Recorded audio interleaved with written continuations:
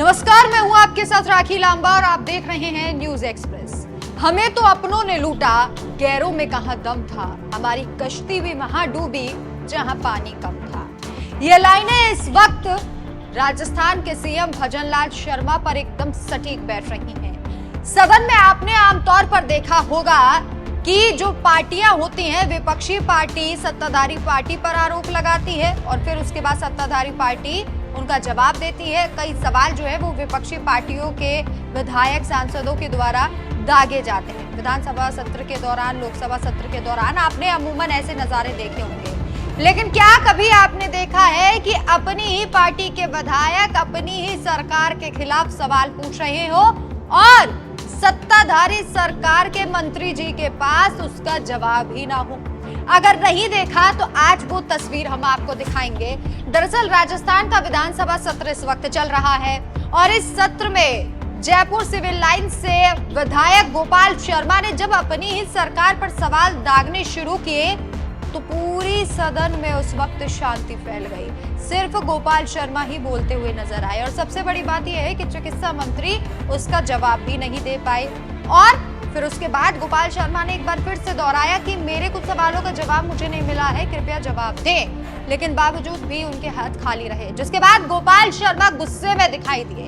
आपको बता दें, गोपाल शर्मा अक्सर अपनी सरकार के खिलाफ आवाज उठाते हैं, तो कहीं ये इस बात का संकेत तो नहीं है कि विधायक नाराज और भजनलाल का काम तमाम, क्योंकि पहले से उनकी कुर्सी पर खतरा है।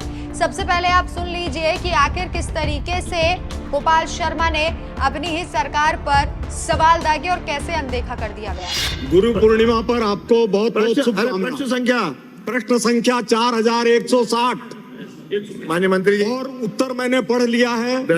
उत्तर मैंने पढ़ लिया है। माननीय मंत्री महोदय से जानना चाहता हूं पूरे प्रश्न कि 2022 की अप्रैल से ड्रग ऑफिसर्स की भर्ती का काम चल रहा है। मैंने इसमें जानना चाहा कि क्यों नहीं हुई अब तक भर्ती, इसका कोई भी जवाब नहीं दिया गया है। मैं यह जानना चाहता हूं। नंबर 1। माननीय मंत्री जी। माननीय अध्यक्ष महोदय, फूड सेफ्टी और ड्रग कंट्रोल दो पहले अलग डिपार्टमेंट्स थे। 5/4/2022 में इनको मर्ज कर दिए गए और मर्जर से पहले खाली 98 फूड सेफ्टी ऑफिसर पोस्ट थी जो ऑक्यूपाइड थी। मर्जर के बाद 300 नई पोस्ट क्रिएट करी गई। इनमें से आरपीएससी जो है वो 200 आरपीएससी के जरिए करीब करीब अभी फाइनल डॉक्यूमेंट्स का वेरिफिकेशन हो रहा है। हमारे 200 फूड सेफ्टी ऑफिसर्स अभी जल्दी आ जाएंगे और 100 जो है उनका मामला कोर्ट में लंबित है। कुल मिला के ये लंबित वाले भी हमारे साथ आ जाते हैं कोर्ट के बाद में, तो लगभग 98 से 398 हमारे फूड सेफ्टी ऑफिसर हो जाएंगे।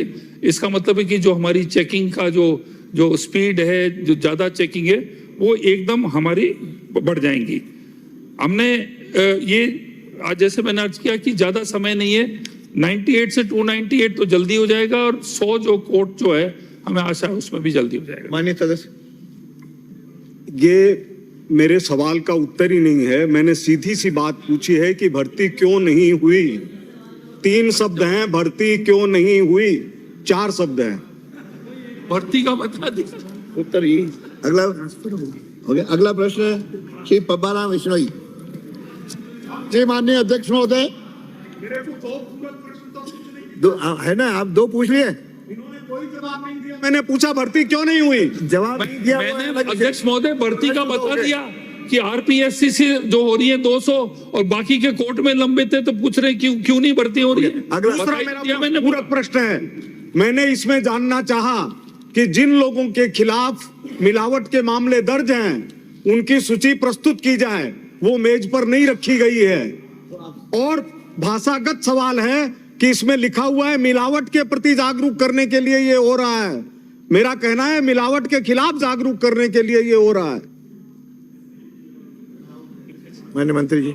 माननीय अध्यक्ष महोदय, मेन तो माननीय सदस्य ने टेस्टिंग लैब्स के बारे में पूछा था उन्होंने उसकी कोई अभी चर्चा नहीं करी, फिर भी मैं आपको बताऊंगा कि हमारे लैब टेस्टिंग की जो मोबाइल यूनिट्स 34 हैं, ऑन द स्पॉट अवेयरनेस, जन जागरूकता के लिए ये हमारा जो अभियान है 15/2/2024 को सरकार का जो शुरू हुआ, शुद्ध आहार मिलावट पर वार, ये जो है 70,550 जांचें की गई और 6,031 जो एफएसओ ने एनफोर्समेंट सैंपल्स किए, 38,651 किलो जो अशुद्ध चीजें थी, जितने भी खाने पीने की, उनको डिस्ट्रॉय किया गया।